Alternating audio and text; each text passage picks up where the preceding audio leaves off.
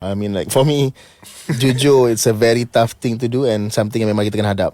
There's no such thing as trying to balance. Syaukat, berapa pekerjaan yang tengah ongoing? Berapa projek yang tengah ongoing? Sebab nampak macam banyak sangat buat benda. Ramai orang tanya soalan ni tau. Macam Syaukat, kau wrestler, coach, kau pelakon, kau pengarah, lepas tu pada masa yang sama kena pergi gym, buat badan. Lepas tu pada masa sama seorang ayah, bapa. Macam mana kau balance masa? Tak penat ke? Jawapan ni penat. Tak boleh balance pun sebenarnya. Siapa yang selalu bagi motivational talk yang it's all about making time, semua mengarut lah korang. I mean like for me, jujur it's a very tough thing to do and something yang memang kita kena hadap. There's no such thing as trying to balance. Kalau korang nak capai kejayaan, memang time is what you need to sacrifice.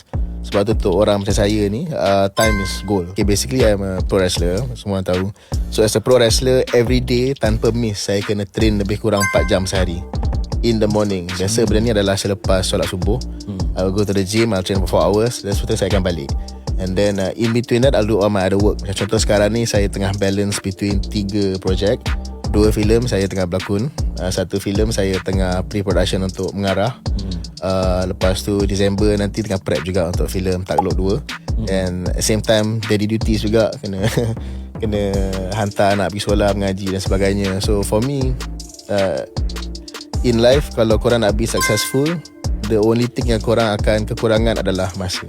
Cari, insyaAllah masih cuba akan usahakan untuk tidur at least 7 hours. Okay. At least, wajib. Sebab for me, sleeping is part of my recovery. 9.30, 10 dah tidur dah.